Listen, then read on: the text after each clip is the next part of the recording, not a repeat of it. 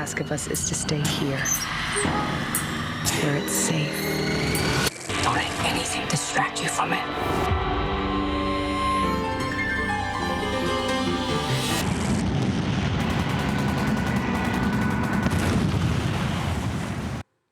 Hello and welcome to this week's film show, where we discuss the gossip that gripped the Venice Film Festival. We take a spin through the time-space continuum and look at a devastating documentary on Ukrainian history. Well, Lisa Nesselson joins me for all of that. Hi, Lisa. Olivia. And we're starting with the film that overshadowed a lot of the premieres in Venice this month. Don't Worry, Darling was directed by Olivia Wilde.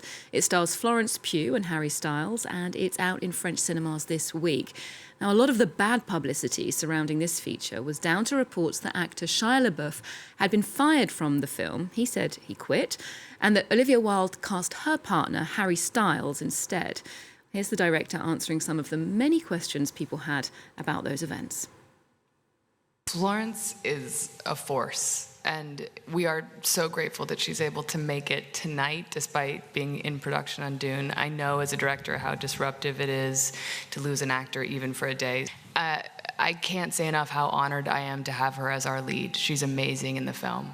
And as for all the endless tabloid gossip and all the noise out there, I mean, the internet feeds itself. I don't feel the need to contribute. I think it's sufficiently well-nourished.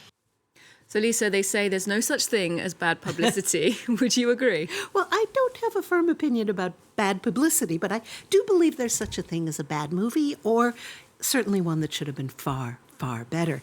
Don't Worry, Darling features splendid production design with fab vintage cars and nifty clothes, has a very appealing musical score featuring lots of old songs, and the cast is gifted, but the final result is borderline irritating. But not as irritating as the way the media seize upon the behavior of filmmakers and give that greater importance than the film itself. I was very disturbed by a long piece in the New York Times outlining the received wisdom that the movie deserves to be a hit because, well, it's directed by a woman and it has a wildly successful pop star in it. But the Times went on about how Wilde had behaved badly, supposedly in the manner of horrors, a man, in sleeping with her leading man and fibbing to her leading lady, etc. She was defending her leading lady there in the clip. The premise is intriguing enough, and actually the trailer looks very enticing, but great promise is not the same thing as great results. Okay, well, let's get back to the main issue. As you point out, Lisa, here's a look at the film. Most of my patients have had nightmares. I have some pills I can prescribe for that. Violet, where did you meet Bill? We met on a train to Boston. You dropped your ticket, and he bent down, picked it up, gave it to you, right?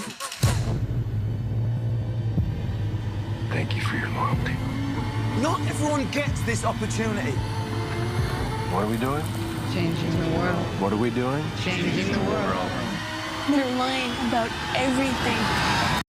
So you've got a utopian community, the women are contented housewives, the men drive off to their unspecified jobs every morning, and everything's all perfect as long as no one's too curious or asks any questions.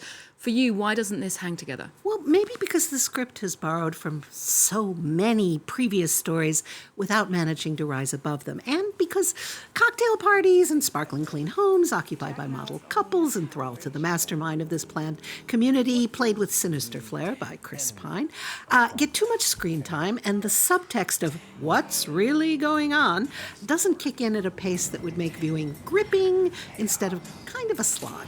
Olivia Wilde is talented. She plays a character in the film, does so well. Gender equality means that women can screw up in public and make a so-so movie just as men can. But that's not the measurement of equality potential ticket buyers are most interested in. Okay, interesting take there. Next to the breakout hit of the summer, which is now available on the small screen via Amazon. This is the action fantasy Everything, Everywhere, All at Once. That's an ambitious title.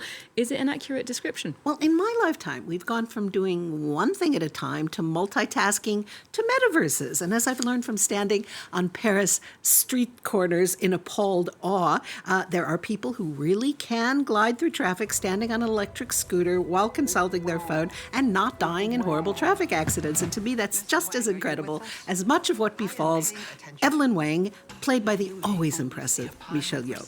The family's laundry business is wobbly. An elderly relative is arriving. Evelyn's time is stretched so thin, it barely registers when her husband or her daughter say something to her. And the tax authorities are demanding money the Wangs definitely do not have. Jamie Lee Curtis in a fat suit is really, really fun to watch as the tax inspector.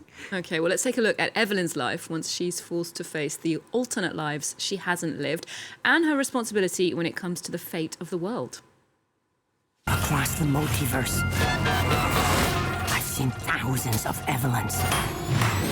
You can access all of their memories, their emotions, even their skills.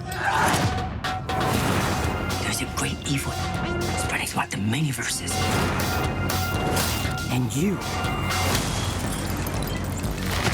may be your only chance of stopping it. Don't make me fight you. I am really good. I don't believe you. There's a lot going on there. I'd say this is not a European art house film where everything hinges on the dialogue.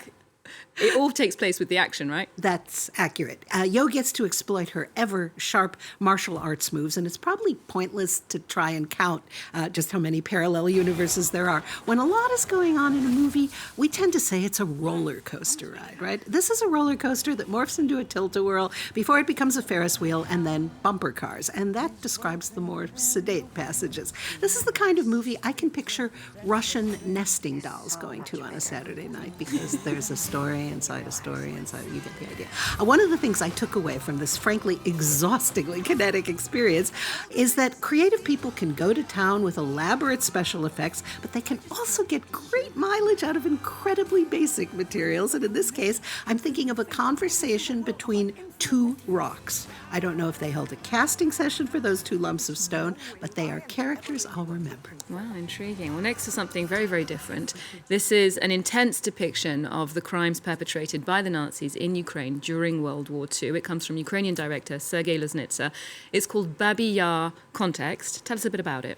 Well, what took place in a ravine in Kyiv on September 29th and 30th, 1941, has always been mind-boggling to read about or hear about. But the filmmaker has assembled archival footage that can only be called incredibly powerful. 33,771 Jews were rounded up and shot. But Nazi forces also used the site to murder Roma and Soviet prisoners of war, in addition to Jews. And by 1943, this execution site contained as many as 100,000 human bodies. The cumulative effect is incredibly effective and horrifying on multiple levels that definitely reverberate into the present. I came out of the theater thinking that with the passing of time, the logistics of attempting to obliterate Europe's Jews feel more and more astonishing. But what really struck me was how overwhelmingly awful it is to engage in war. Loznitsa is certainly a master at getting us to face up to those very difficult issues. Well, here's a glimpse of Yar Context, where we hear a witness at a trial in 1946 recounting some of the harrowing events of that massacre. Ну и нас повели. Только нас не раздевали, уже было темно. Нас повели к этой же песчаной двери. Мы вошли. Нас выстроили на очень маленьком выступе, в котором едва можно было удержаться. Стали всех расстреливать. Я закрыла глаза, сжала кулаки, напрягла все мускулы и бросилась вниз до выстрела. Мне казалось, что я летела целую вечность, но я упала на трупы, благополучно, не расстрелянная.